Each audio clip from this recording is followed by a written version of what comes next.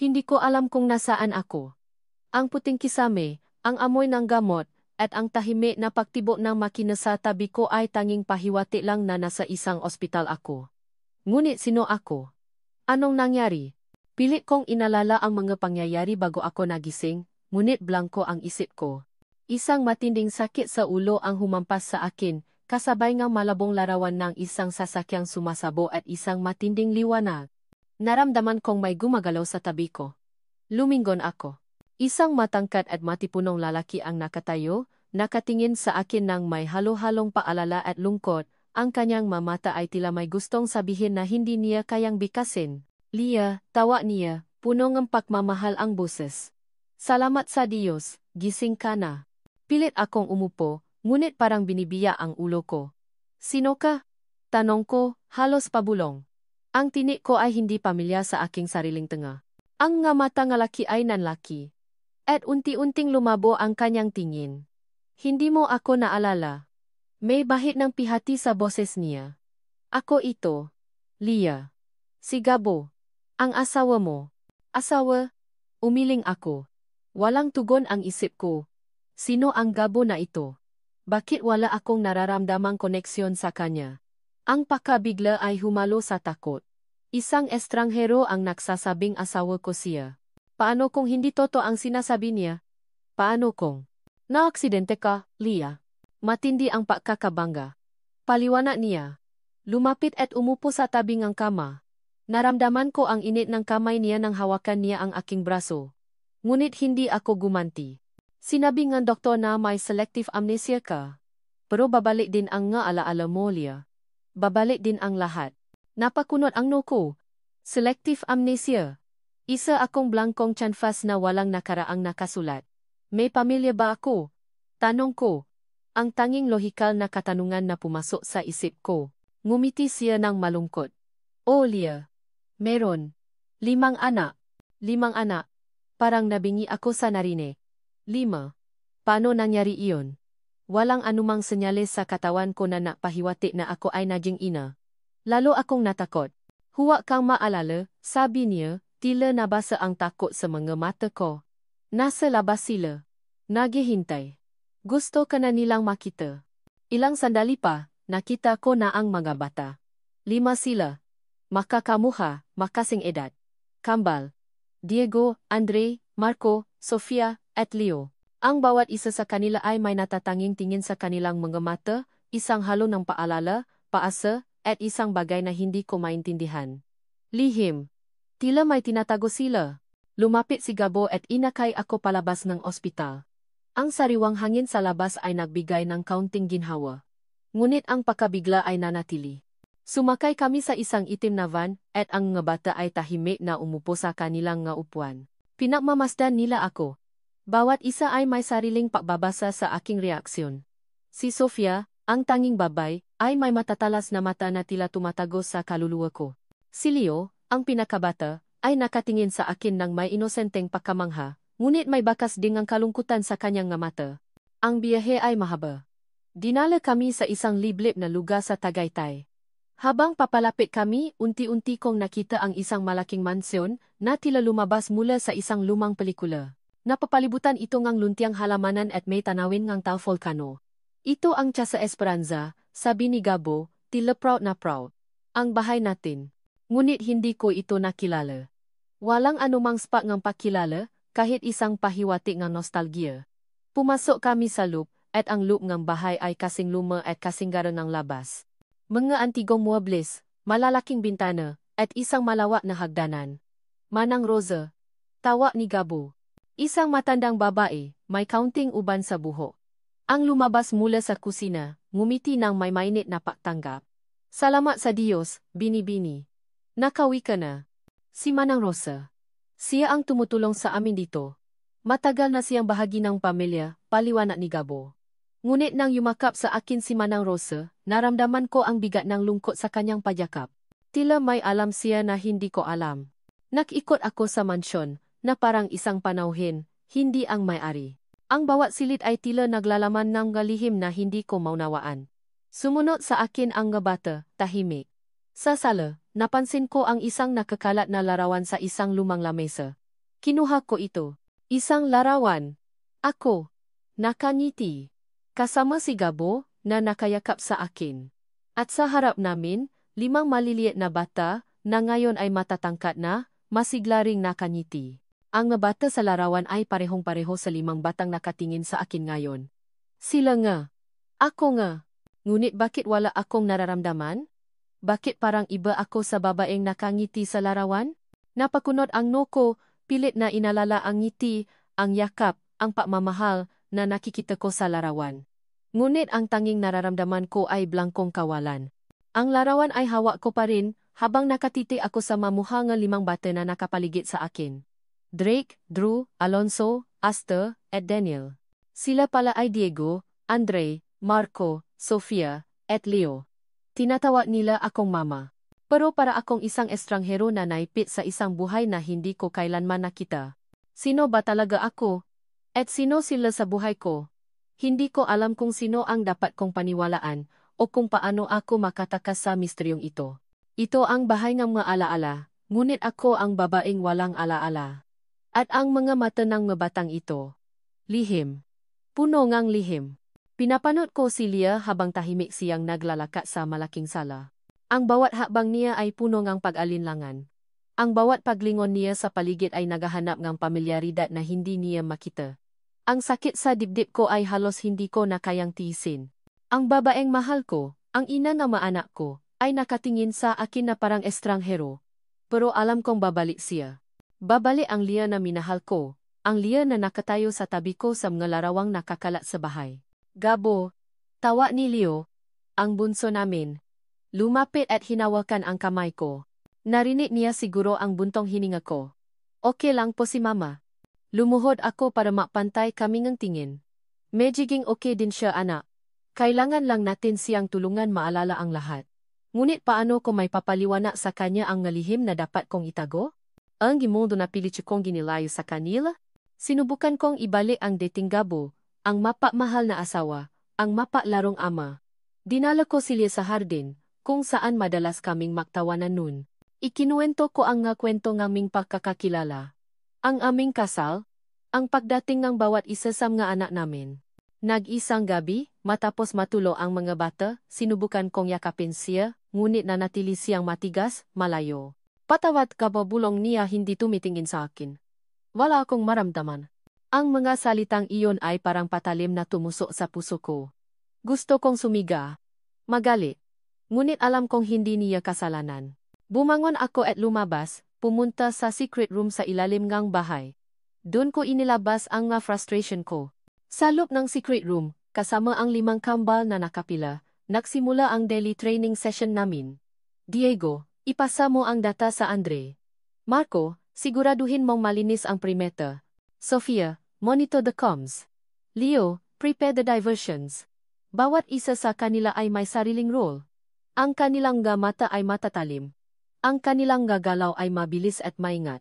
Ama, sabi ni Diego, ang panganay, nang matapos ang drills. May nararamdaman kaming kakaiba sa labas. Parang may mga mata na nakabantay. Kinabahan ako. Ang mga bata ay sensitibo. Ang kanilang instincts ay bihirang makamali. Mag-ingat kayo palagi, sabi ko. Huwag kayong lalayo sa isa-isa. Kinabukasan, habang abala ang lahat, nakatanggap ako ng isang encoded message sa aking lumang, nakatagong cellphone. Ang sender, isang pangalan na matagal ko nang inakalang patay na, Arman Salazar. Napasandal ako sa pader, naramdaman ang lamig na unti-unting kumalat sa aking katawan. Bumalik siya. Ang bangungot ng nakaraan. Si Arman. Ang taong sumira sa buhay namin. Ang taong akala ko ay nakakulong na mapakailanman. Binuksan ko ang message. Isang larawan. Ang larawan ni Leah na kinuha sa labas ng ospital. Sa ilalim nito, may mensahe. Maligayang pagdating muli, Gabo. Nasaan ang aking premyo? Napaikit ako ng mariin. Ang aksidente ni Leah. Hindi ito simpleng aksidente. Ito ay ginawa ni Arman. Ang sakit ng ulo ni Leah. Ang kanyang amnesia. Lahat ay konektado. Nanginginig ang mga kamay ko. Naramdaman kong umakyat ang galit sa lalamunan ko. Kailangan kong protektahan si Leah at ang mga bata. Agad kong tinawagan si Attorney Reyes. Attorney, kailangan kong report sa lahat ng movements ni Arman Salazar sa nakaraang 2 taon. Lahat-lahat. Pero Sir Gabo, akala ko'y matagal na siyang nawala. Nagtatakang sagot ni Attorney Reyes. Maling akala, matigas kong sagot. Buhay na buhay siya, at bumalik siya para tapusin ang sinimulan niya. Protektahan mo ang lahat ng asset natin, at maghanda ka, may darating. Pagkatapos ng tawa, binuksan ko ang lahat ng monitor sa secret room. Ang mafit mula sa iba't ibang security camera sa paligid ng Casa Esperanza ay umilaw sa pader. Sinuri ko ang bawat sulok, bawat anino. Ang buong mansyon ay nakakonekta sa isang complex security system. Pero sapat ba ito? Lumapit ako sa malaking bintana sa study room, pinamamasdan ang tahimik na gabi sa labas. Ang mga bituin ay kumikinang, ngunit ang mundo ko ay naramdaman kong unti-unting gumuguho. Naalala ko pa ang araw na nangyari ang lahat, ang tawa na natanggap ko, ang pagtakbo sa ospital at ang mukha ni Leo, wala nang malay. Ngayon, bumalik siya, ngunit siya ay isang basa na salamin. Huwag kang maalala, Leo, bulong ko sa hangin, ang kamao ko ay nakakuyom. Ang aking mata ay matalim, ang aking puso ay punong determinasyon. Hindi ka na nila maabot pa. Hindi na ulit. Ang mga araw sa Casa Esperanza ay tila lumilipas ng walang kabuluhan. Nagising ako bawat umaga na may parehong tanong sa isip. Sino ako? Bakit ako narito? Puno nga larawan ang mansyon, mga larawan ko kasama si Gabo, kasama ang nga bata. Nandun ang ebidensya ang isang buhay na minsan ay akin. Ngunit ang utak ko ay tumatangging kilalanin ang nga iyon. Sinusubukan kong maging normal, maging bahagi ng pamilyang ito na sinasabi nilang akin. Naglalaro ako kasama si Leo at Andre sa malawak na hardin. Nagbabasa ng libro kay Sofia. At pinapanood si Diego at Marco habang naglalaro sila ng basketball sa outdoor court. Mahal sila na mata ko, ngunit hindi ang puso ko. Hindi pa. Isang hapon, nakaupo ako sa tabing ng pool. Pinapanood ang nga bata na nagtatampisaw sa tubig. Biglang bumaba si Leo sa gilid ng pool at tila nadulas. Bago pa ako makatayo, mabilis na lumunda si Marco. Sa isang iglap, nasalo niya si Leo sa ere, ang kanyang nagalaw ay parang balanse at likido, hindi pangkaraniwan para sa isang 9 na taong gulang. Para akong nakakita ng isang ninja. Ayos ka lang, Leo? Tanong ni Marco, hindi man lang naghabol ng hininga. Ayos lang. Sagot ni Leo, tumatawa. Salamat, Kuya Marco. Napalipat-lipat ang tingin ko sa dalawang bata. Hindi ito normal. Hindi ito ang galaw ng isang ordinaryong bata. Mayroong isang bagay na kakaiba sa kanila, isang pambihirang bilis at reaksyon. Puno ang pagtataka ang isip ko. Bakit sila ganon? Ano ang nangyayari sa pamilyang ito? Kinagabihan. Habang hindi pa nakatulog si Gabo, napasya akong mag-ikot sa bahay. Puno nga ba ang dibdib ko? Sa lublob ko, naghahanap akong kasagutan ng kahit anong pahiwati. Huminto ako sa study room ni Gabo. Ang pinto ay bahagyang bukas. Pinasok ko ito. Ang kwarto ay punong-puno ng mga libro, mapa, at mga kakaibang kagamitan na hindi ko maintindihan. Sa isang sulok ng desk niya, nakita ko ang isang lumang leather-bound na notebook. Hindi ito katulad ng mga ordinaryong notebook. May kakaibang simbol sa takip nito. Kinuha ko. Habang binubuklat ko ang nga pahina, puro drawings ng iba't ibang fighting stances, sketches ng nga weapons, at mga notes na nasa isang code ang nakita ko. Ito ba ang kanilang nga sikreto? Ang mga bata.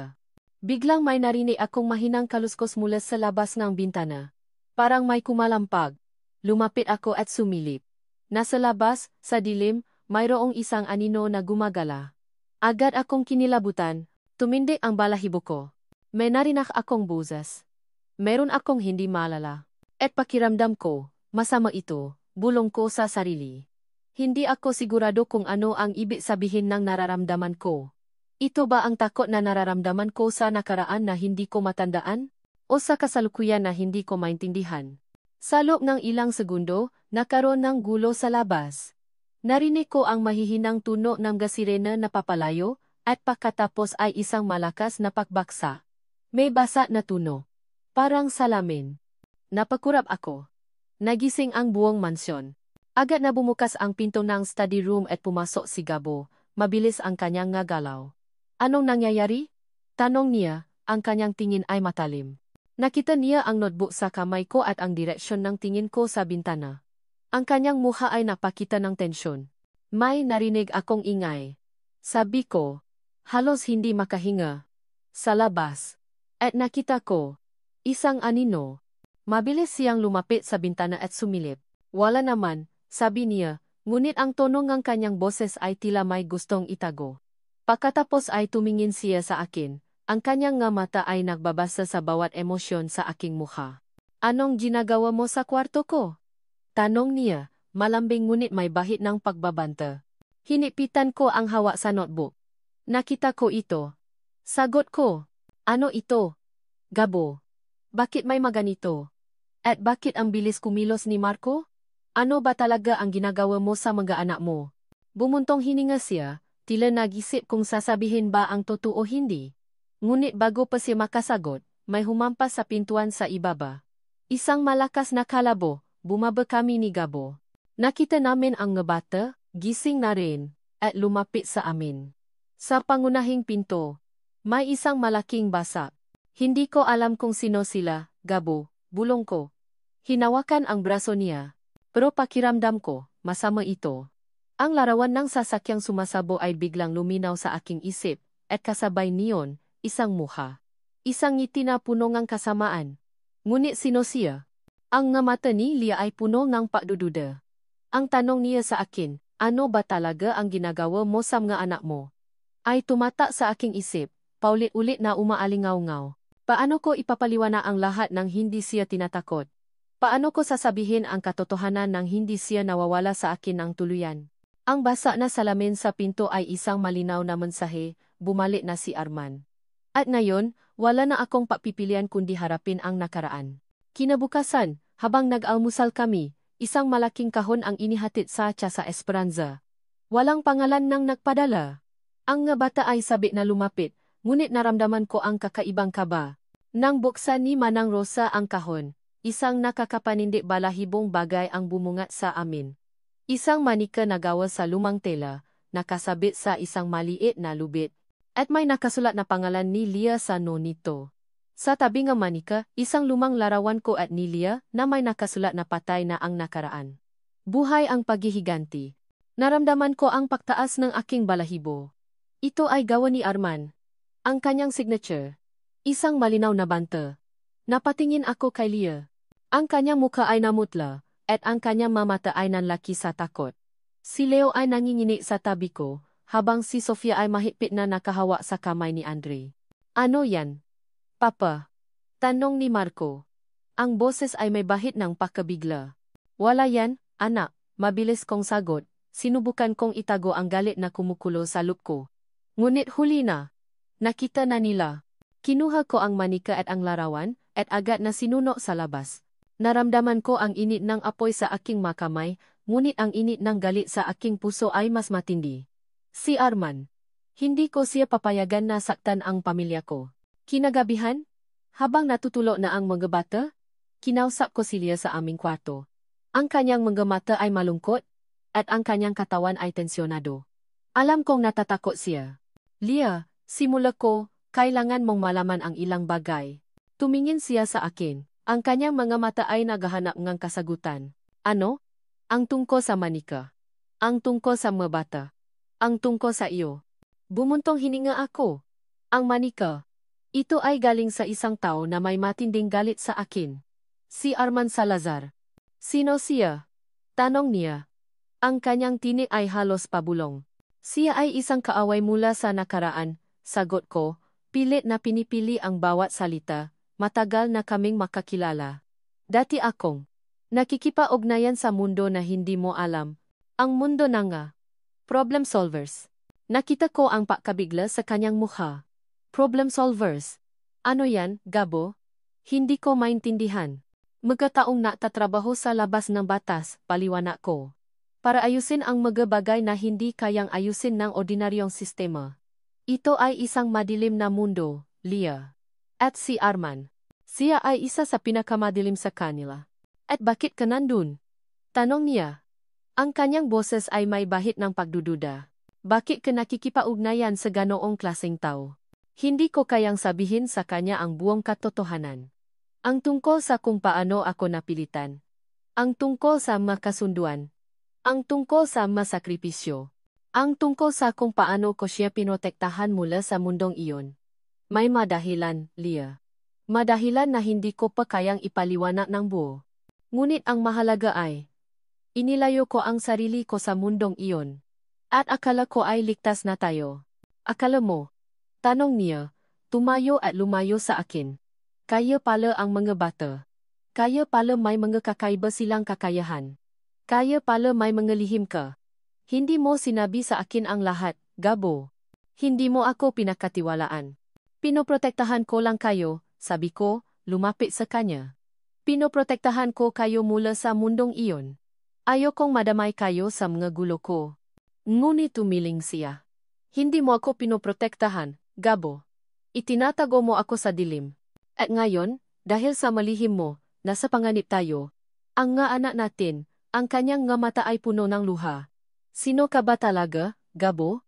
Hindi ko na alam kung sino ang dapat kong paniwalaan. Ang nga salitang iyon ay tumago sa puso ko. Naramdaman ko ang pagkabigo. Ang kawalan ng paasa. Ang pader na itinayo niya sa pagitan namin ay tila hindi na kayang gibayin. Kinabukasan, naramdaman ang tensyon sa buong bahay. Si Leah ay tahimik, lumalayo sa akin. Ang mga bata, na sensitibo sa bawat emosyon, ay napansin ang pagbabago sa pagitan namin. Mama, Papa, okay lang po ba kayo? Tanong ni Sofia. Ang kanyang mga mata ay nag-aalala. Pilit akong ngumiti. Oh, anak, ayos lang kami. Ngunit alam kong hindi siya naniniwala.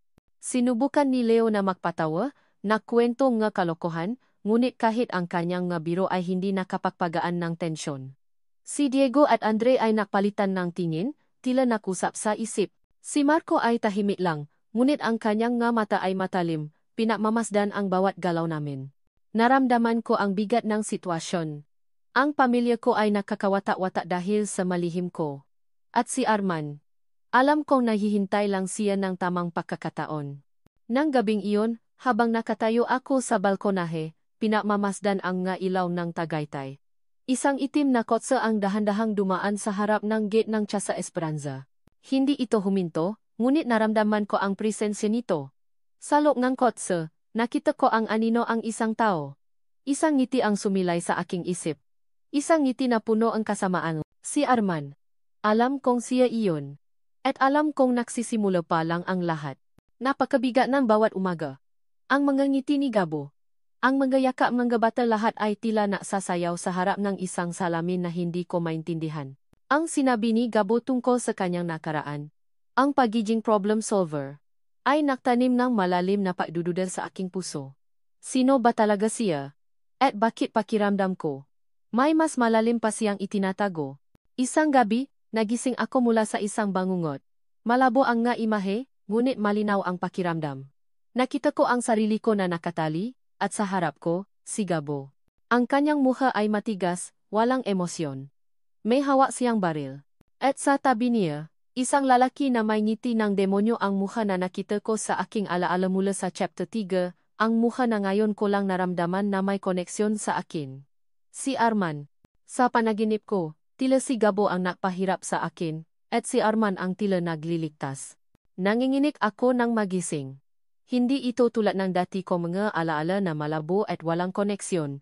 Ito ay malinaw, puno ngang emosyon. Ang takot na naramdaman ko sa panaginip ay nanatili sa akin. Posible ba? Posible bang si Gabo ang nagdulot ng sakit sa akin? Mula noon, naging mas maingat ako. Pinakmamasdan ko si Gabo, ang bawat galaw niya, ang bawat salita. Pilit kong hinahanap ang bakas ng kalupitan na nakita ko sa aking panaginip. Hindi ko ito makita sa kanyang mamata na puno ng paalala, ngunit ang pagdududa ay lumalaki sa loob ko. Isang hapon, habang abala si Gabo sa kanyang study room at ang mga bata ay nasa training session nila, nagpasya akong maghanap ng kasagutan. Kailangan kong malaman ang totoo. Hindi ko kayang mabuhay sa pagdududa. Pumasok ako sa study room ni Gabo. Ang kwarto ay malinis, ngunit alam kong may mga lihim ito. Sinimulan kong haluhugin ang kanyang desk, ang nga drawer, ang nga libro. Sa ilalim ngang isang tumpok ngang lumang papeles, nakita ko ang isang lumang sobre. Walang pangalan. Binuksan ko ito. Sa loob, may isang lumang, kupas na larawan. Ako, pero hindi ako nakangiti. Ang mukha ko ay punong ng takot, at ang aking makamay ay nakatali. Sa likod ko, nakatayo si Gabo, ang kanyang mukha ay seryoso, at sa tabi niya, si Arman, nakangiti ng nakakapangilabot. Sa likod ng larawan, may nakasulat sa maliit na sulat kamay. Ang simula ang iyong paglaya, Leah. At ang pagbagsak ng taong napahirap sa iyo. Naramdaman ko ang paglamig ng aking magkamay. Ang larawan. Ang panaginip. Ang lahat ay tila nagtutugma. Si Gabo. Siya ang nagpahirap sa akin. Si Arman ang nagligtas sa akin. Ang utak ko ay tila sumasabog sa daming ng impormasyon. Ang pagmamahal na ipinapakita ni Gabo sa akin ngayon ay tila isang malaking kasinungalingan. Hindi ko napansin na pumasok si Sofia. Mama? Anong ginagawa mo? Tanong niya. Ang kanyang tinig ay malambing. Mabilis kong itinago ang larawan sa likod ko. Wala, anak, naghahanap lang ako ng libro. Lumapit siya sa akin. Ang kanyang nga mata ay matatalas, tila nababasa ang bawat emosyon ko. Malungkot pa ba kayo, Mama? Bakit po hindi na kayo naglalaro kasama si Papa? Naramdaman ko ang kirot sa dibdib ko. Ang inosenteng tanong niya ay tila sumusumbat sa akin. Paano ko sasabihin sa kanya na ang kanyang ama, ang taong minamahal niya, ay posibleng isang halimaw? Hindi, anak. Ayos lang ako. May iniisip lang si Mama. Ngunit hindi siya sumuko. Namimiss po namin kayong makasama ni Papa. Ang saya-saya niyo po dati. Ang nga salitang iyon ay nagdulot ng mas matinding pagkalito sa akin. Kung totoo ang larawan, paano kami naging masaya? Paano namin nagawa ang 5 batang ito? Ang lahat ay tila isang malaking palaisipan na hindi ko kayang lutasin. Kinagabihan, habang napapanggap akong natutulog, kinuha ko ang aking cellphone. Kailangan ko ang tulong. Kailangan ko ang taong mapakatiwalaan. Naalala ko si Atty. Reyes, siya ang abogado ni Gabo, kaya sigurado akong alam niya ang lahat tungkol sa nakaraan ni Gabo. Nag-type ako ng mensahe. Atty. Reyes, kailangan kong impormasyon tungkol kay Gabriel Alcaraz. Lahat ng alam mo tungkol sa kanya at sa kanyang nakaraan. Lalo na ang tungkol sa mga problem solvers at kay Arman Salazar. Pinindot ko ang send, punong ka ba? Ito ang tanging paraan para malaman ko ang totoo. Hindi ko alam na ang bawat mensahe na ipinapadala ko ay dumadaan sa isang filter. At ang filter na iyon ay kontrolado ni Arman. Ang bawat tanong ko ay nagiging impormasyon para sa kanya. Nang gabing iyon, habang mahimbing na ang tulo ni Gabo sa tabi ko, tinitigan ko ang kanyang mukha. Ang kanyang nga mata ay nakapikit, ang kanyang bibe ay bahagyang nakanganga. Tila inosente, ngunit ang larawan sa aking isip, ang larawan ng kanyang kalupitan, ay hindi nawawala. Hindi ko alam kung sino ka, Gabo. Bulong ko. Ang aking tinik ay punong kangpay. Pero kung ikaw ang nagpahirap sa akin, pagbabayaran mo ito. Sa kabilang dulo ang linya, sa isang madilim na kwarto, nag-ring ang cellphone ni Atty. Reyes. Isang mensahe ang lumabas sa screen, galing sa isang unknown number. Ang alaala ay madaling baluktutin. Siguraduhin mong maniniwala siya sa totoo o sa gusto nating paniwalaan niya. Kasunod nito, isang video clip ng isang babae na nakatali at isang lalaki na may ngiti ng demonyo. Si Arman. Ang pagdududa sa mga mata ni Leah ay mas masakit pa sa anumang suntok na natanggap ko. Sinubukan kong kausapin siya, ipaliwanag ang lahat, ngunit tila may pada na nakaharang sa pagitan namin. Ang larawang nakita niya, na alam kong gawa-gawa ni Arman, ay natanim ng lason sa kanyang isip. Leah, kailangan mong paniwalaan ako, sabi ko, lumapit sa kanya habang nakatingin siya sa labas ng bintana. Hindi ako ang taong iyon. Ang larawang iyon. Ito ay gawa ni Arman para sirain tayo. Ngunit umiling lang siya, hindi tumitingin sa akin. Paano ko maniniwala, Gabo, nakita ko, ang nga mata mo, ang pagiging seryoso mo, at si Arman, sa panaginip ko. Siya ang nagligtas sa akin. Panaginip lang iyon. Leah, halos pasigaw kong sabi. Ngunit agad kong pinakalma ang sarili. Manipulasyon yan. Kilala ko si Arman. Gagamitin niya ang lahat para makuha ang gusto niya. At ano ang gusto niya, Gabo? Tanong niya, ang kanyang boses ay puno ng pait. Ako, ang ngebata. O ang ngalihim mo na hindi mo may paliwanag. Naramdaman ko ang pagkabigo. Ang pag-usap na ito ay walang patutunguhan. Alam kong hindi siya maniniwala hanggat hindi niya nakikita ang katotohanan sa sarili niyang mga mata. At iyon ang pinakakinakatakutan ko. Kinabukasan, habang naghahanda ako para sa isang pulong sa Atty. Reyes, nakatanggap ako ng isang tawa mula sa isang hindi kilalang numero. Sinagot ko, isang boses na puno ng pagbabanta ang narinig ko, Gabo, ang iyong bunso, si Leo. Nag-isa siyang naglalakad sa parke malapit sa inyo. Hindi ba delikado iyon? Nanlaki ang mga mata ko. Si Leo. Paano? Hindi siya dapat lumabas ng mag-isa. Naramdaman ko ang paglamig ng aking dugo. Ito ay si Arman. Ang kanyang boses ay puno ng pagmamalaki. Anong gusto mo? Matigas kong tanong. Gusto ko lang na maglaro tayo, Gabo, sagot niya, tumatawa. Pumunta ka sa lumang bodega sa dulo ng sada. Mag-isa. Kung hindi mo na makikita ang iyong anak na buhay. Pinutol niya ang tawag. Nangingini ang kamay ko. Si Leo. Hindi ko kayang mawala ang isa pa sa kanila. Mabilis akong bumalik sa sala. Nakita ko si Lia na nagbabasa ng libro at ang mga bata ay naglalaro sa kanilang kwarto. Hindi ko pwedeng sabihin sa kanila. Hindi ko pwedeng takutin si Lia. Lia, sabi ko, pilit na pinapanatili ang kalmado kong boses. Kailangan kong umalis saglit. May emergency sa opisina. Tumingin siya sa akin. Ang kanyang nga mata ay puno pa rin ng pagdududa. Emergency? Ngayon? Sa gitna ng lahat ng ito. Oh, sagot ko, lumapit at hinawakan ang kanyang kamay. Huwag kang maalala. Babalik ako agad. Manatili kayo rito sa bahay. Huwag kayong lalabas. Pero Gabo. Lia, please, pakiusap ko. Ang aking mga mata ay puno ng pakiusap. Magtiwala ka sa akin. Kahit ngayon lang. Binitawan ko ang kanyang kamay at mabilis na lumabas. Narinig ko ang pagtawa niya sa akin, ngunit hindi ako lumingon. Kailangan kong kumilos ng mabilis. Sumakay ako sa aking sasakyan. Ang aking puso ay kumakabo ng malakas. Ang lumang bodega. Alam ko ang lugar na iyon. Isang patibong. Ngunit wala akong pagpipilian.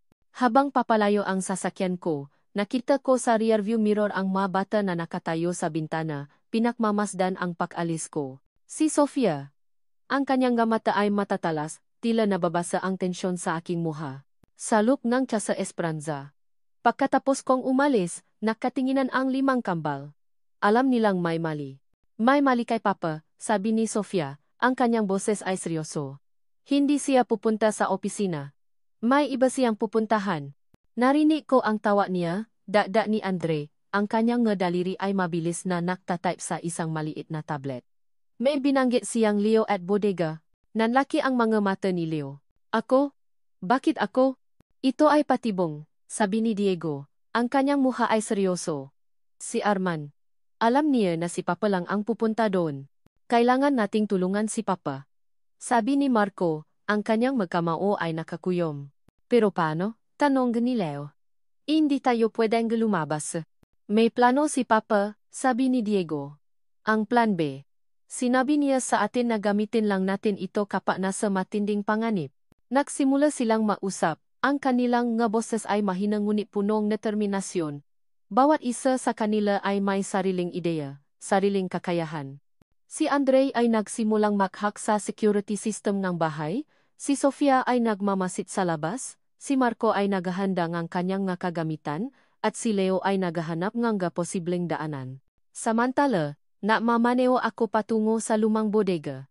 Ang lugar ay liblib, napapalibutan ng matataas na damo at mga lumang puno. Naramdaman ko ang presensya ng mga tao sa paligid. Alam kong naghihintay sila. Nang makarating ako sa bodega, bumaba ako sa sasakyan. Ang hangin ay malamig, at ang katahimikan ay nakakabingi. Biglang, mula sa dilim, lumabas ang nga anino. Mga armadong lalaki. Marami sila. Maligayang pagdating, Gabo, sabi ang isang boses mula sa likuran. Lumabas si Arman, nakangiti ng nakakapangilabot. Akala ko hindi ka na darating. Nasaan si Leo? Matigas kong tanong. Nasa ligtas na lugar siya, sagot niya, tumatawa. Sa ngayon. Pero kailangan mong pumili, Gabo. Ang iyong pamilya. O ang iyong kalayaan. Naramdaman ko ang paglamig ng aking katawan. Ito na. Ang labanan ay nagsimula na. Napakabigat ng katahimikan sa Casa Esperanza matapos umalis ni Gabo. Ang kanyang masalita na magtiwala ka sa akin. Kahit ngayon lang ay umalinggaw-ngaw sa aking isip. Ngunit ang larawan sa sobra ay mas malakas na sumisigaw nga napagtataksi. Paano ako magtitiwala sa isang taong may ganitong kadilim na nakaraan? At bakit niya ako iniwan sa gitna ng lahat ng ito? Hindi ko mapakali. Ang pagdududa ay kumakain sa akin. Kailangan kong malaman ang totoo. Kung totoo ang larawan, kung si Gabo nga ang nagpahirap sa akin. Kailangan kong malaman kung bakit. At kung may kinalaman si Atty. Reyes sa lahat ng ito, kailangan kong kumpirmahin. Pumunta ako sa opisina ni Gabo. Kung saan niya iniwan ang kanyang cellphone. Alam kong hindi tama, ngunit ang paghahanap ng kasagutan ay mas matindi kaysa sa anumang pag-alinlangan. Nakita ko ang kanyang cellphone sa desk, may ilang missed calls mula sa Atty. Reyes. Kakaiba. Sinimulan kong haluhugin ang kanyang desk. Sa isang nakatagong drawer, nakita ko ang isang maliit na voice recorder. May nakasulat na petsa. Hindi ko alam kung bakit, ngunit naramdaman kong kailangan kong pakinggan ito. Pinindot ko ang play. Ang unang boses ay kay Atty. Reyes. Sa Gabo, may tawa po ako mula sa isang kliyente na naghahanap ng impormasyon tungkol kay Binibining Alia. Sinasabi niyang may kailangan siyang malaman tungkol sa nakaraan niya. Pagkatapos ay ang boses ni Gabo. Huwag mong ibigay ang anumang impormasyon, attorney, kahit ano. Protektahan mo siya. Nakahinga ako ng maluwag. Hindi siya nagtatago ng masama. Ngunit nagpatuloy ang recording. Pero Sir Gabo, sabi ni Atty. Reyes, ang kanyang boses ay may bahid ng pag-alala. May isa pa pong tumawa. Mas matindi ang banta. Si Arman Salazar. Naramdaman ko ang paglami na aking dugo. Si Arman. Anong gusto niya? Tanong ni Gabo, ang kanyang boses ay matigas. Gusto niya po si Binibining Alia. Sinasabi niyang mayroon siyang utang sa kanya, sagot ni Atty. Reyes. At kung hindi niyo po siya ibibigay, sisiguraduhin niyang maghihirap kayo. Napatigil ang recording. Nangingini ang makamay ko. Utang? Anong utang? At bakit ako ang gusto ni Arman? Pinakinggan ko ulit ang recording. May isa pang boses. Isang boses na hindi ko nakilala. Atty. Reyes, alam kong nakikipag-ugnayan ka pa rin kay Gabo. Alam kong nagtatago kang impormasyon. Kung ayaw mong madamay ang pamilya mo, ibigay mo sa akin ang lahat ng alam mo tungkol kay Alia Monteverde. At tungkol sa isla ng lihim. Napasigaw ako ng mahina. Isla ng lihim? Ano iyon? At ang boses na iyon? Ito ay boses ni Arman. At si Atty. Reyes. Siya ang nagbigay ang impormasyon kay Arman. Ang pagtataksil. Ito ang twist. Biglang, isang malakas na pagyani ang naramdaman ko. Sumunod ang isang malakas na puto. Narinig ko ang ngasigaw ngang babata. Agad akong tumakbo palabas ng opisina. Mama! Sigaw ni Sofia, tumatakbo papalapit sa akin. Ang kanyang mukha ay puno ng takot. Inaatake tayo. Narinig ko ang mga basa na tunog mula sa ibaba. Mabilis akong bumaba sa hagdan. Nakita ko ang lalaki na may hawak na baril, pilit na binubuksan ang pangunahing pinto. Ang security system ay nailaw, nabibigay ngang magababala. Diego, Andre, Marco, Sofia, Leo, dito. Sigaw ko. Pilit na pinapanatili ang kalmado. Naramdaman ko ang adrenaline na dumadaloy sa aking ugat. Mabilis na lumapit ang mga bata. Si Diego, ang panganay, ay agad na kumilos. Mama, kailangan nating i-activate ang perimeter defense. Andre, sa control panel. Sofia, monito ang maggalaw nila. Marco, Leo, protektan niyo si Mama. Natataka ako. Paano nila nalaman ang lahat na ito? Ngunit wala akong oras para matanong. Kailangan kong kumilos. Saan ang control panel? Tanong ko kay Andre. Sa likod ng bookshelf sa sala, Mama. Sigaw niya. Habang mabilis na nagtatype sa kanyang tablet. Tumakbo kami sa sala. Si Marco at Leo ay nasa harap ko, handang harapin ang sinumang lumapit. Narinig ko ang ngaputok ng baril mula sa labas. Mama, kailangan mo lang pindutin ang pulang button, sabi ni Andre, habang binubuksan ang isang nakatagong panel sa likod ng bookshelf. Pindo. Isang malakas na tunog ang umalingaw-ngaw sa buong mansyon. Ang mabintana ay nakaroon ng metal na harang, at ang nga pinto ay bumaba ang nga bakal na proteksyon. Ngunit hindi ito sapat. Nakita ko sa monitor na may isang grupo ng mga lalaki ang nakapasok sa likod ng bahay. Napasok nila ang kusina. Sigaw ni Sofia. Naramdaman ko ang takot, ngunit kasabay nito, isang kakaibang pakiramdam ng pagiging pamilya. Parang nangyari na ito dati. Parang alam ko kung ano ang gagawin. Marco, Leo, sa kusina. Utos ko, hindi ko alam kung saan nanggaling ang lakas ng loob na iyon. Andre, i-lock ang lahat ng pinto sa itaas. Sofia, hanapin ang blueprints ng bahay. Sumunod ang mabata ng walang pag-aalinlangan. Napanood ko si Marco na mabilis na gumalaw, parang anino, habang si Leo ay naktago sa likod ng mapader. Si Andre ay mabilis na naktatype sa control panel, at si Sofia ay naghahanap ng mamapa. Biglang, may isang lalaki ang lumabas mula sa kusina, may hawak na kusilyo. Papalapit siya sa akin. Naramdaman ko ang kaba. Ngunit sa isang iglap, isang imahe ang kumislap sa aking isip. Ang aking sarili. Nakikipaglaban. Ang aking magalaw ay mabilis at tumpak. Sa isang iglap, gumalaw ako.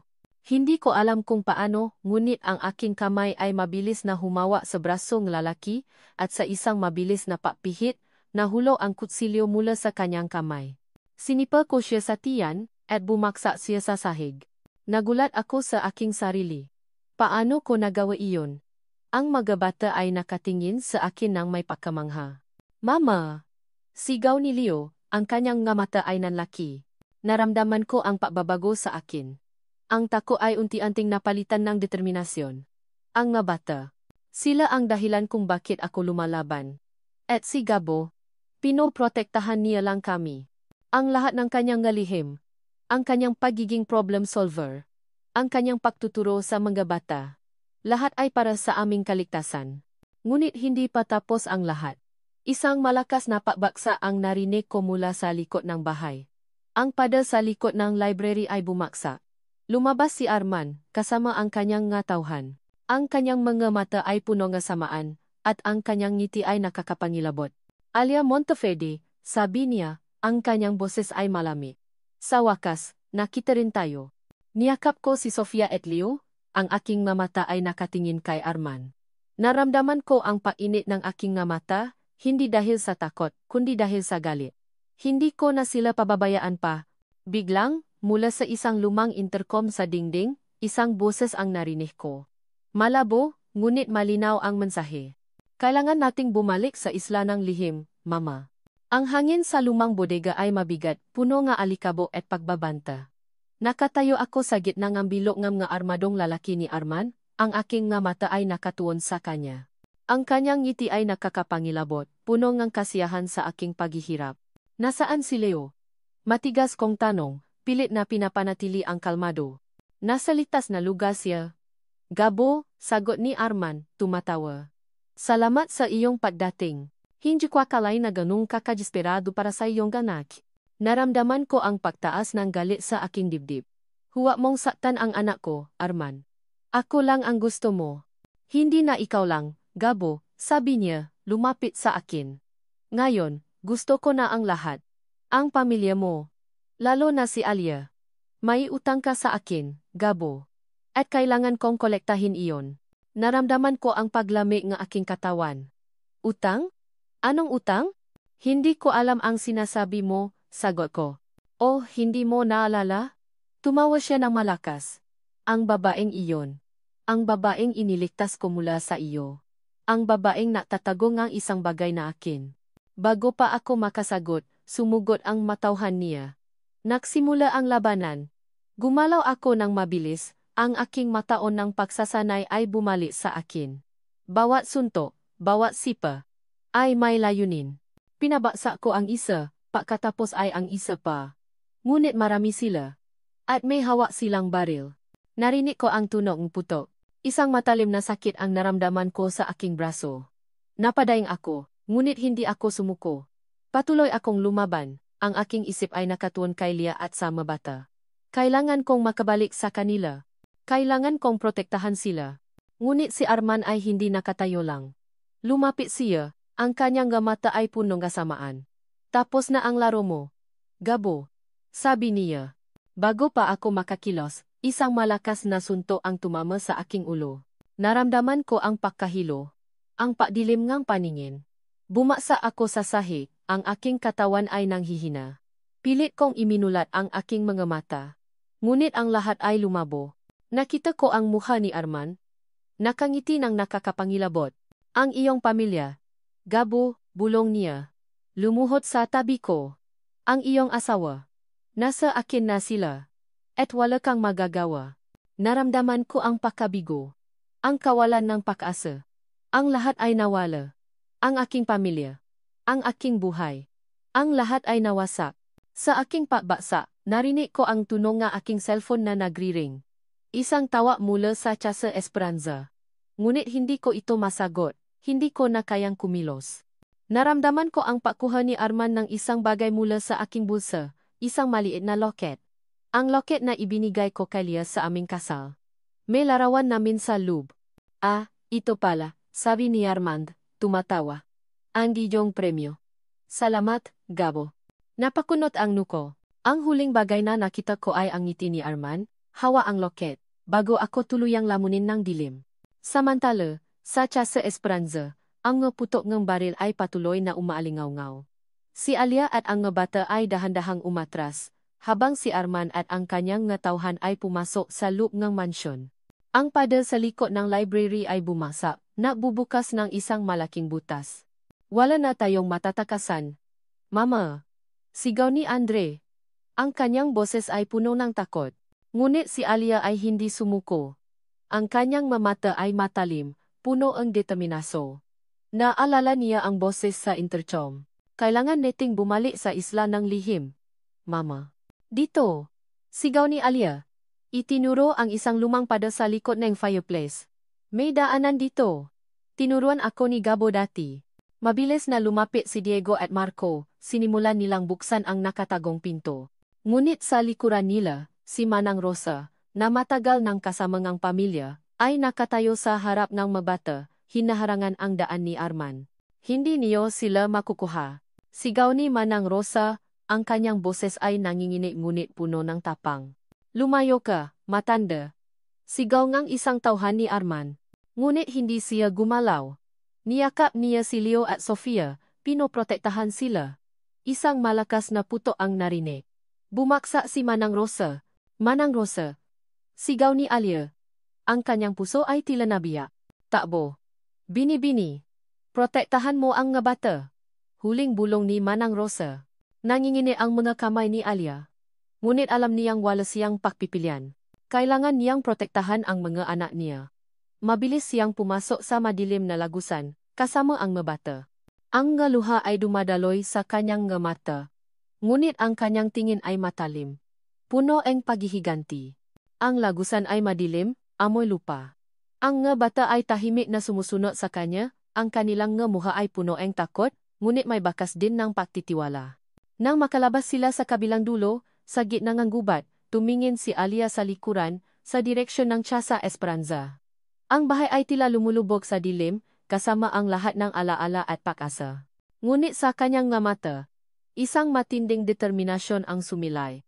Isang tahimik na pangako sa kanyang sarili. Hindi ko na sila pababayaan pa. Ang dilim ngang lagusan ay lumamon sa amin. Ang amoy ngang lupa at lumang bato ay bumalot sa aking ilong. Sa likod ko, naramdaman ko ang takot ng bata, ngunit sa aking puso, ang galit at determinasyon ay mas matindi. Si Manang Rosa. Ang kanyang sakripisyo ay hindi dapat masayang. Mama, saan po tayo pupunta? Bulong ni Leo. Ang kanyang maliit na kamay ay mahigpit na nakahawa sa aking damit. Sa isang lugar na ligtas, anak, sagot ko, pilit na pinapanatili ang kalmado. Ngunit ang aking isip ay nagmamadali. Ang boses sa intercom. Kailangan nating bumalik sa isla ng lihim, Mama. Ito ba ang lugar na iyon? Ang isla ng lihim. Nagpatuloy kami sa paglalakad sa madilim na lagusan. Ang bata ay tahimik, sumusunod sa bawat hakbang ko. Ang kanilang pagtitiwala ay nagbigay sa akin ng lakas. Kailangan kong maging matapang para sa kanila. Matapos ang tila walang katapusang paglalakad, nakita ko ang liwanag sa dulong ng lagusan. Lumabas kami sa isang liblib na lugar, napapalibutan ng matataas na puno at makakapal na halaman. Ang hangin ay sariwa, at narinig ko ang tunog ng alon. Isang isla. Islangang lihim, bulong ko, ang mazalita ay tila pamilyar sa aking dila. Sa gitna ng kagubatan, nakita namin ang isang nakatagong bungka, halos hindi makita dahil sa mga halaman. Ito ay mukhang isang lumang, abandonadong istruktura, ngunit may kakaibang pakiramdam ng seguridad. Lumapit kami. Ang pinto ay gawa sa bakal mabigat at matibay. Mama, paano po natin bubuksan yan? Tanong ni Andre. Mayroon akong nakita sa study room ni Papa. Sabi ni Sofia. Isang code. Parang ito ang susi.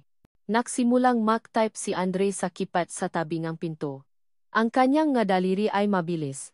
Ang kanyang nga mata ay nakatuon. Matapos ang ilang sandali, isang mahinang tunog ang narinig, at dahan-dahang bumukas ang pinto. Pumasok kami sa loob. Ang bungka ay malawak, ngunit malinis. May mga kama, isang maliit na kusina, at isang control room. Ito ay tila isang lugar na handa para sa anumang sitwasyon.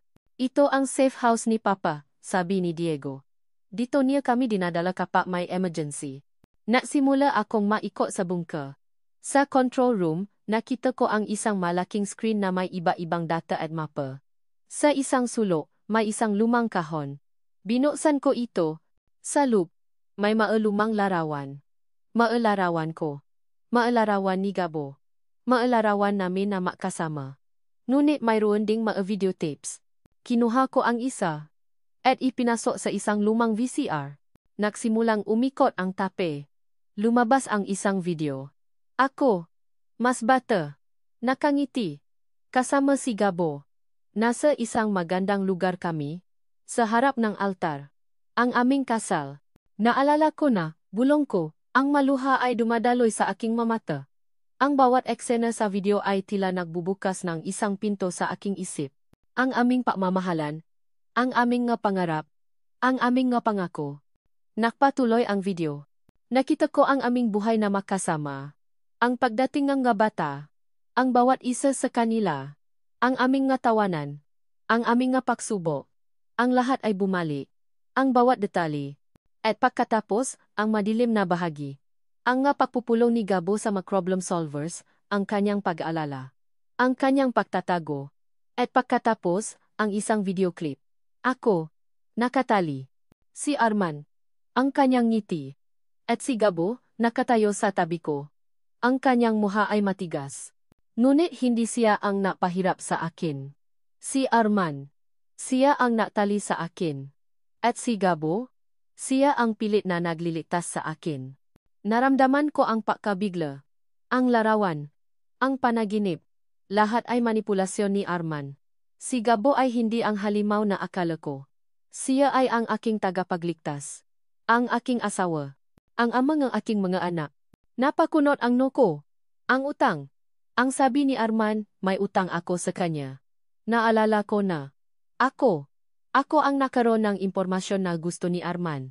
Ako ang nagtago ng isang mahalagang bagay na konektado sa kanyang operasyon. At dahil doon, ako ang naging target.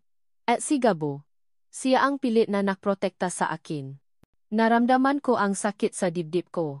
Ang lahat ng pagdududa ko sa kanya. Ang lahat ng aking galit. Ang lahat ay nawala, napalitan ng isang matinding pagmamahal at pagsisisi. Biglang, naring ang isang lumang satellite phone sa mesa. Kinuha ko ito. Leah, isang boses ang narinig ko. Boses ni Gabo. Mahina, ngunit buhay. Gabo. Sigaw ko, ang aking tinig ay puno ng luha. Gising ka na. Nasaan ka? Nakatakas ako. Sagot niya. Ang kanyang boses ay may bahid ng pagod. Malapit ako sa kabilang dulo ng isla. Nasaan kayo? Ligtas ba kayo? Nasa islaan lihim kami, sagot ko, lumabas sa control room. Naalala ko na ang lahat, Gabo. Ang lahat. Narinig ko ang pagbuntong hininga niya. Salamat sa Diyos, Leah. Salamat sa Diyos. Kailangan mong bumalik, Gabo, sabi ko.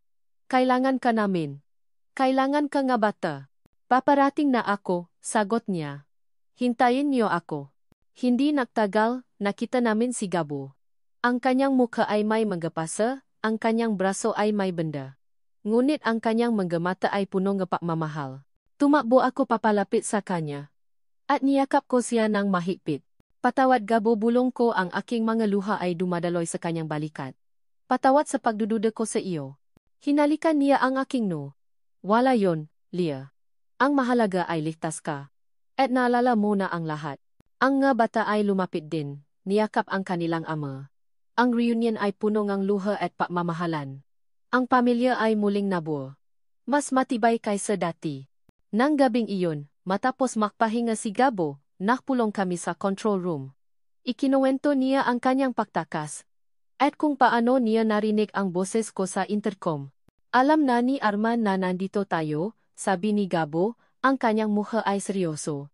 Hindi tayo pwedeng magtago ng matagal. Kailangan nating kumilos. Anong plano?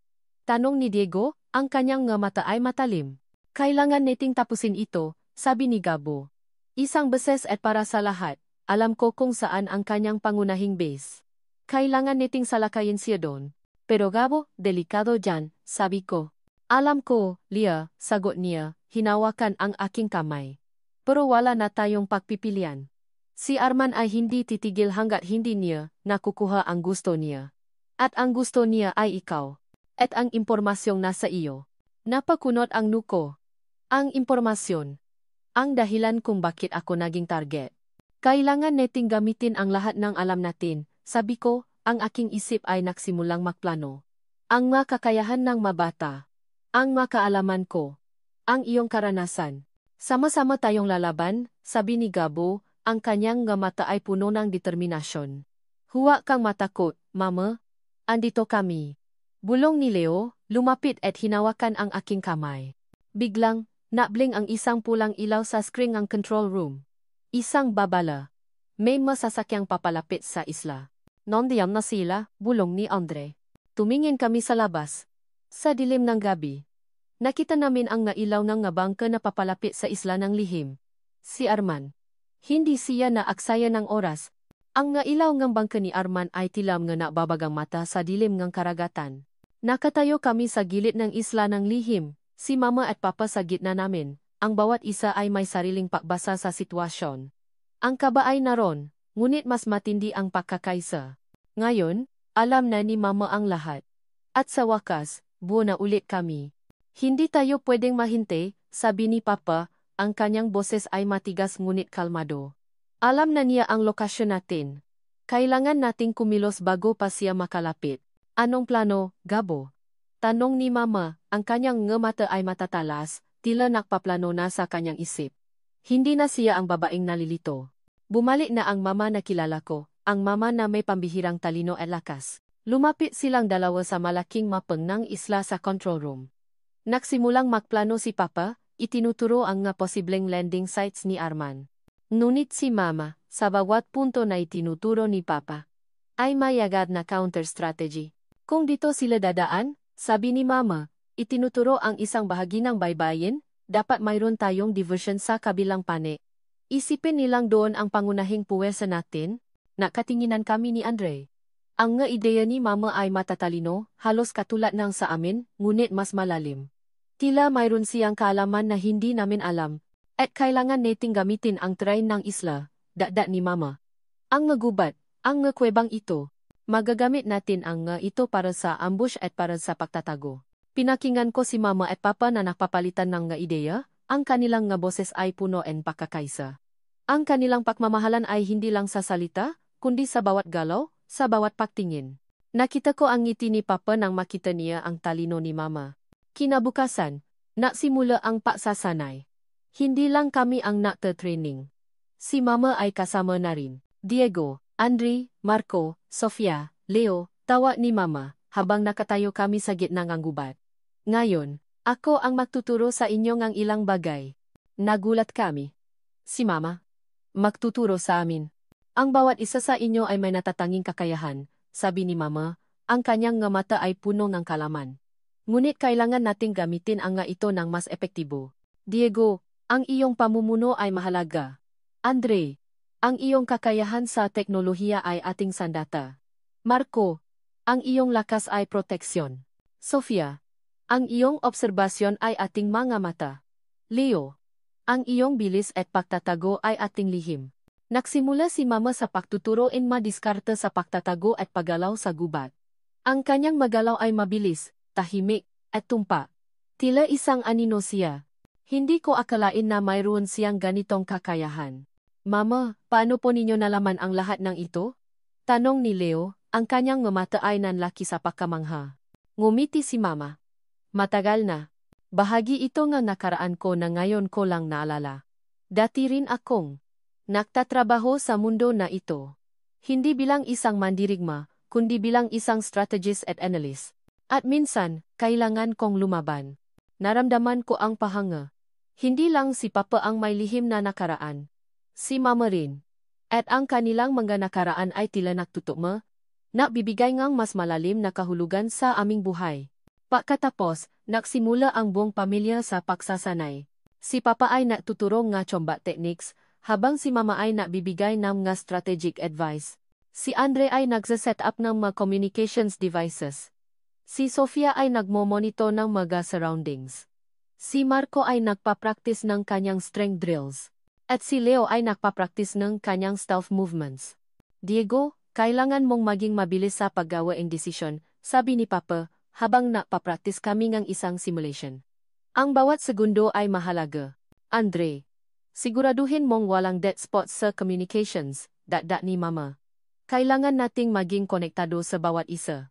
Ang bawat isa sa amin ay may sariling role. Ngunit ang aming nagalaw ay nagiging mas makakaunay. Naramdaman ko ang pagkakaisa. Ang pagiging isang pamilya ay hindi lang sa dugo, kundi sa pagtitiwala, sa pagtutulungan, at sa pagmamahalan. Isang gabi, habang nagpapahinga kami matapos ang matinding pagsasanay, nakita ko si Mama at Papa na nakaupo sa labas ng bungka, pinakmamasdan ang mabituin, lumapit ako ng tahimik, hindi nila ako napansin. Natatakot ka ba? Leah? Tanong ni Papa, hinawakan ang kamay ni Mama. Oh! Gabo? Sagot ni Mama. Ang kanyang boses ay malambing. Pero mas natatakot ako na mawala kayo ulit. Hindi ko na kayang mawala kayo. Hindi na mangyayari iyon. Sabi ni Papa. Niyakap si Mama ng mahigpit. Makasama tayo. Palagi. At sa pagkakataong ito, alam na natin kung sino ang kalaban. At handa na tayo. Naramdaman ko ang init sa aking puso. Ang kanilang pagmamahalan ay isang sandata. Isang sandata na mas malakas pa sa anumang baril o teknolohiya. Kinabukasan ang bangka ni Arman ay mas malapit na. Ang kanilang ilaw ay mas maliwanag na ngayon. Ang kanilang tuno ay mas malakas. Ang isla ng lihim ay hindi na lihim. Nakatayo kami sa Fachda, ang bawat isa ay may sariling posisyon. Si Papa at Mama sa gitna, kami sa paligid nila. Ang hangin ay malamig, ngunit ang aming nga puso ay puno ng apoy. Huwag kang matakot, Mama, bulong ni Leo, lumapit at hinawakan ang kamay ni Mama, andito kami. Tumingin si Mama sa aming lahat. Ang kanyang nga mata ay puno ng pagmamahal at pagtitiwala. Huwag kayong mag-alala. Nga anak, makasama tayo. At sa pagkakataong ito, tayo ang mananalo. Ang bangka ni Arman ay papalapit na. Ang huling labanan ay magsisimula na. Ang tunog ng bangka ni Arman ay unti-unting lumalakas, lumalamon sa katahimikan ng gabi. Nakatayo kami sa Fachda, ang bawat isa ay nasa kani-kaniyang posisyon. Ang hangin ay malamig, ngunit ang aming puso ay nag-aalap. Ito na ang huling labanan. Handa na ba kayo? Bulong ko, tumingin sa aking pamilya. Handa na, Papa. Sabay-sabay nilang sagot. Ang kanilang mga mata ay matatalim, puno ngang determinasyon. Makasama tayo, sabi ni Leah, hinawakan ang aking kamay, ang kanyang tingin ay puno nga pagmamahal. Ang kanyang nga alaala ay bumalik, at kasama niyon, ang kanyang pambihirang lakas at talino. Siya ang aking kalahati. Ang aking sandata. Nang makalapit ang magabangka, sumigaw ako ngang utos. Ngayon, agad na kumilos si Andre. Isang serye nga makapasabo ang narinig mula sa baybayin. Ang nga traps na inilagay namin ay sumabog, na dulot ng gulo sa matauhan ni Arman. Ang nga bangka ay napilitang huminto, at ang ilan ay nasira. Magaling Andre. Sigaw ko. Ngunit hindi sumuko si Arman. Nakita ko siya sa pangunahing bangka, nakatayo. Ang kanyang muka ay puno ng galit. Lumabas kayo Gabo. Alam kong nandiyan kayo. Nasimulang lumunsad ang kanyang matauhan, armadong-armado. Mabilis silang kumalat sa kagubatan, pilit na hinahanap kami. Ito ang simula ng tunay na labanan. Diego, pamunuan mo ang makapatid mo sa kanluran, utos ko. Huwag kayong lalapit. Magsi-sniper lang kayo. Marco, Sofia, Leo, sumama kayo sa akin, sabi ni Lia. Gagamitin natin ang diskarte sa pagtatago. Agad na kumilos ang mga bata, ang kanilang magalaw ay mabilis at tumpa. Si Diego ay nagtago sa matataas na damo, ang kanyang rifle ay nakahanda. Si Andrei ay nasa control room. Nagmamanoho ng mga drone at nagbibigay ng impormasyon. Si Marco ay naglatag ng mga trap sa kanyang daanan. Habang si Sofia at Leo ay gumagalaw ng tahimik. Parang mga anino. Nagsimula ang bakbakan. Putok ngang baril. Siga. Ang kagubatan ay napuno ngang tunog ng labanan. Lumaban ako ng buong lakas, ang aking kamao ay matigas, ang aking ngasipa ay tumpak. Ang aking nga taon ng paksasanay ay nagamit ko ng buo. Ngunit naramdaman ko ang pagod. Marami sila. Ang adrenaline ay dumadaloy sa aking ugat.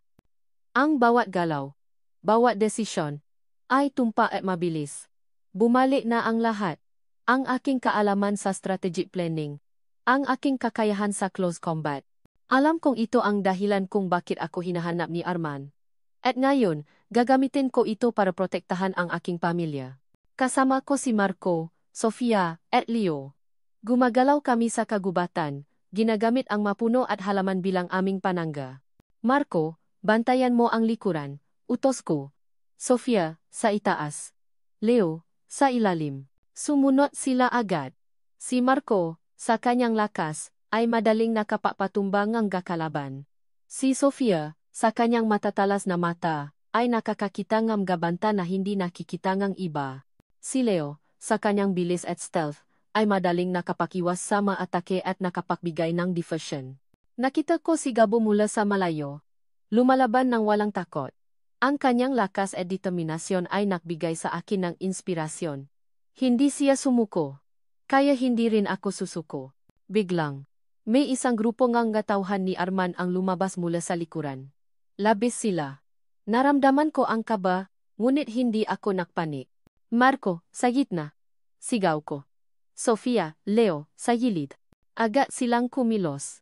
Sumugot ako, ang aking manggagalaw ay mabilis at likido.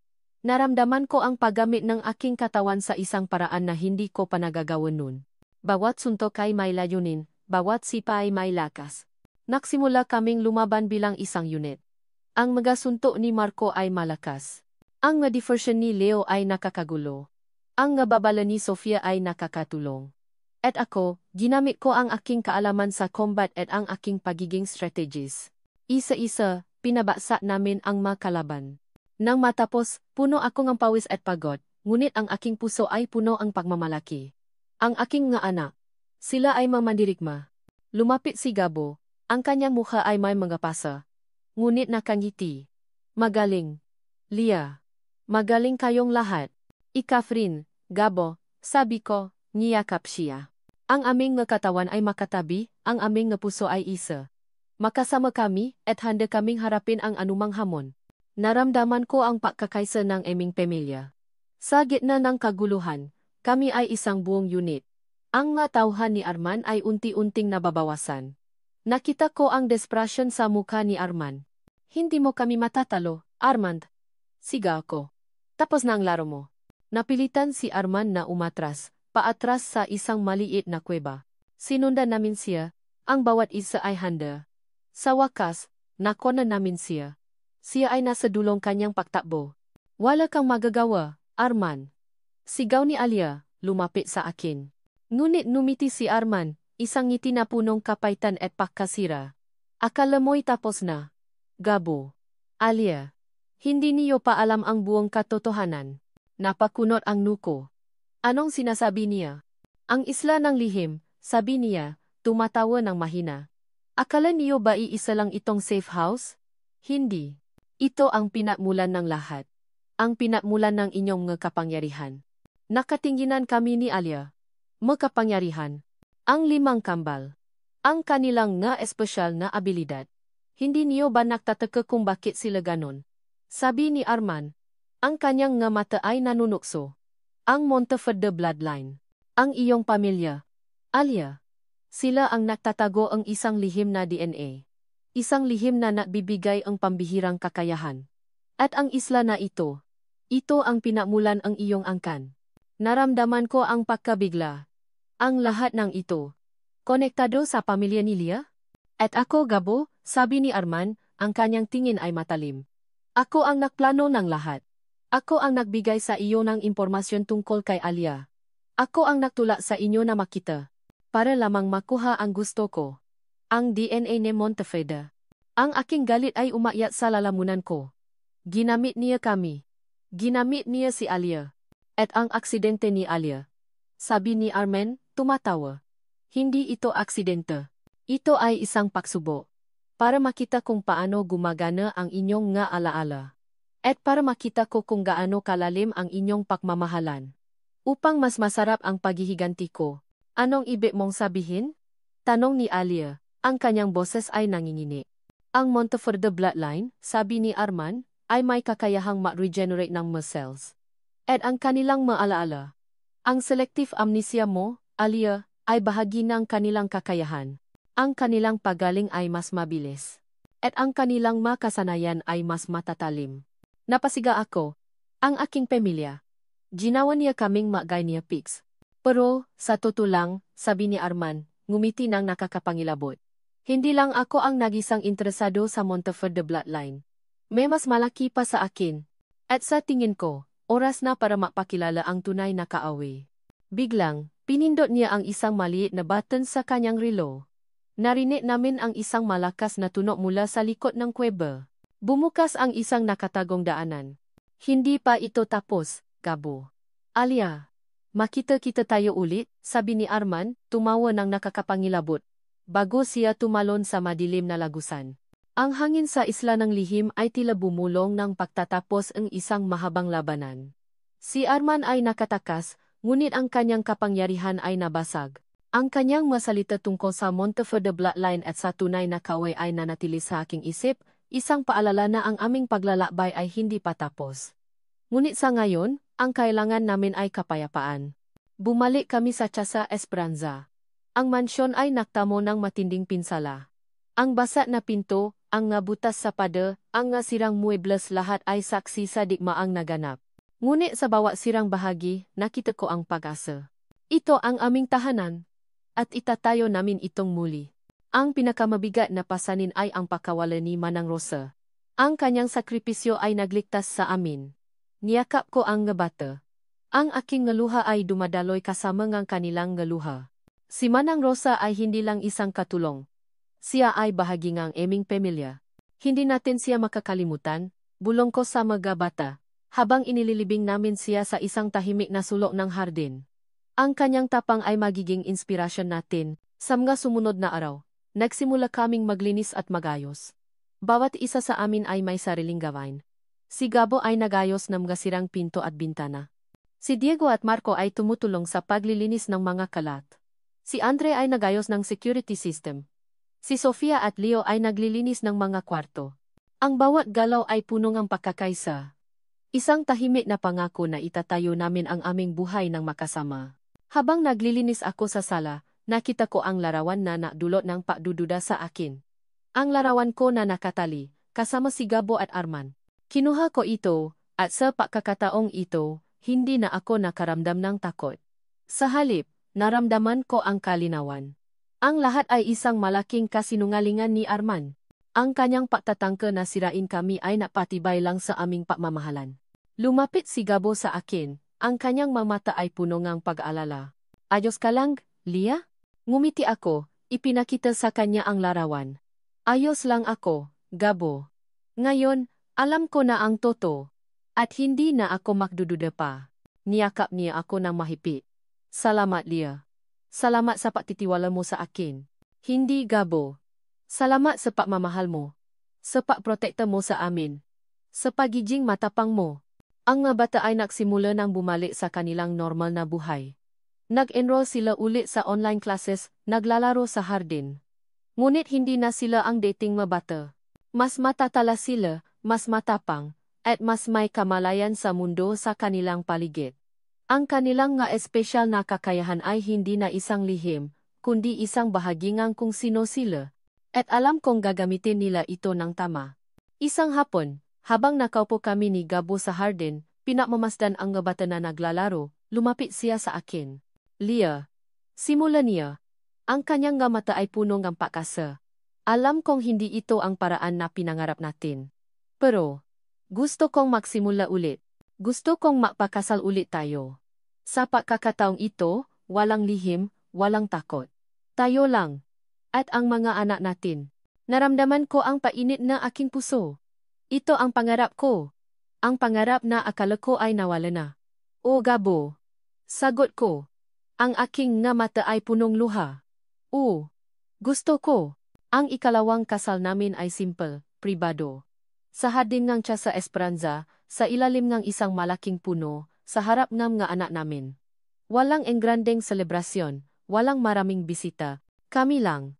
Isang pamilya na muling nabuo, mas matibay kaysa dati. Niyakap ko si Gabo, ang aking puso ay punong kagalakan. Ang bawat sakit, bawat pagsubok, ay nakpatibay lang sa aming pagmamahalan. Ang aming nga anak ay nakangiti, masaya para sa amin. Si Diego, Andre, Marco, Sofia, at Leo. Ang aking mga mandirigma. Ang aking mga anak. Sa wakas, Mama at Papa, kasal na ulit kayo. Sigaw ni Leo, tumatawa. Ibig sabihin, wala na tayong problema. Tanong ni Sofia. Ang kanyang nga mata ay puno ng pag-asa. Ngumiti ako. Hindi anak. Ang buhay ay puno ng problema. Ngunit ngayon, alam kong handa tayong harapin ang anumang hamon, makasama. Ang mga araw ay lumipas, at ang kapayapaan ay unti-unting bumalik sa Casa Esperanza. Ang mansyon ay muling naging tahanan, punong tawanan at pagmamahalan. Ang mga bata ay nakpapatuloy sa kanilang pag-aral, ngunit hindi nila nakakalimutan ang kanilang mga kasanayan. Alam nilang kailangan nilang maging handa. Isang gabi, habang nakaupo kami ni Gabo sa balkonahe, pinakmamasdan ang paglubog ng araw sa Taal Volcano, niyakap niya ako ng mahigpit. Akala ko'y mababala ka na sa akin, Leah, bulong niya. Hindi na, Gabo, sagot ko, sumandal sa kanyang balikat. Hindi na ako mawawala sa iyo. At hindi na tayo maghihiwalay pa. Ang aming mga anak ay naglalaro sa hardin. Ang kanilang mga tawanan ay umaalingaw-ngaw sa hangin. Sila ang aming kinabukasan. Sila ang aming pag-asa. Ang kanilang kakayahan ay isang regalo, isang responsibilidad. At alam kong gagamitin nila ito para sa kabutihan. Ngunit sa kabilang papayapaan, ang salita ni Arman ay nanatili sa aking isip. Ang tunay na kaaway. Ang Monteverde bloodline. Alam kong ang aming paglalakbay ay hindi paganap na tapos. Ang mundo ay puno pa rin ng dilim. Ngunit ngayon, mayroon kaming isa't isa. Mayroon kaming pagmamahalan. Mayroon kaming pamilya. Tinitigan ko ang mga bituin na nagsisimulang kumislap sa kalangitan. Ang bawat peklat sa aming nakaraan ay nakpatibay sa aming pagmamahalan. At ngayon, alam kong handa kaming harapin ang kahit anong hamon, makasama. Ang aming kwento ay hindi pa tapos. Ito ay isang walang hanggang pagmamahalan, isang walang hanggang labanan, at isang walang hanggang pangako. At dito nagtatapos ang kwento ni Gabo at Leah, ng kanilang mga anak, at ng kanilang walang hanggang laban para sa pag-ibig at pamilya. Minamahal kong mambabasa. Sa bawat pahina, sa bawat kabanata, naglakbay tayo ng makasama. Mula sa simulang pagkalito ni Leah, sa paharap ni Gabo sa kanyang madilim na nakaraan, hanggang sa pagkakaisa ng kanilang pamilya laban sa amahamon ng buhay. Naging saksi kayo sa kanilang mga pagsubok, sa kanilang mga luha. At higit sa lahat, sa kanilang walang sawang pagmamahalan. Para sa inyong paglalaan na oras, at pagbibigay na espasyo sa inyong puso para sa kwentong ito, mula sa kaibuturan ng aking puso, maraming salamat. Ang pagsusulat ng kwentong ito ay isang emosyonal na paglalakbay para sa akin. Bawat salita ay binuo ng may pagmamahal at paasa. Bawat karakter ay binigyan ng buhay mula sa aking imahinasyon. Naramdaman ko ang bawat takot ni Gabo, ang bawat pagkalito ni Leah, at ang bawat tapang ng kanilang nga anak. Pinahalo-halo ko ang aksyon, misteryo, at higit sa lahat, ang init ng pagmamahalan ng isang pamilya. Umaasa akong nadama ninyo ang bawat damdamin na nais kong iparating. Sa huli, ang kwentong ito ay tungkol sa kapangyarihan ang pag-ibig na nagpapagaling, ng pagpapatawad na nagbibigay ng bagong simula, at ang pag-asa na nagpapatuloy sa gitna ang pinakamadilim na oras. Ito ay patunay na anuman ang hirap ng buhay, kapag makasama at nakmamahalan ang isang pamilya, walang imposible. Ang kanilang pagkakaisa ang kanilang pinakamalakas na sandata. Naway magbigay ito sa inyo ngang inspirasyon upang pahalagahan ang inyong sariling pamilya at huwag susuko sa anumang laban. Muli, maraming salamat sa inyong pagtangkilik. Kung mayroon kayong masalobin o anumang nais ibahagi tungkol sa kwentong ito, malugot ko itong tatanggapin. Ang inyong mga reaksyon at damdamin ay mahalaga para sa akin. Naway pagpalain kayo. Kili bawat sandali.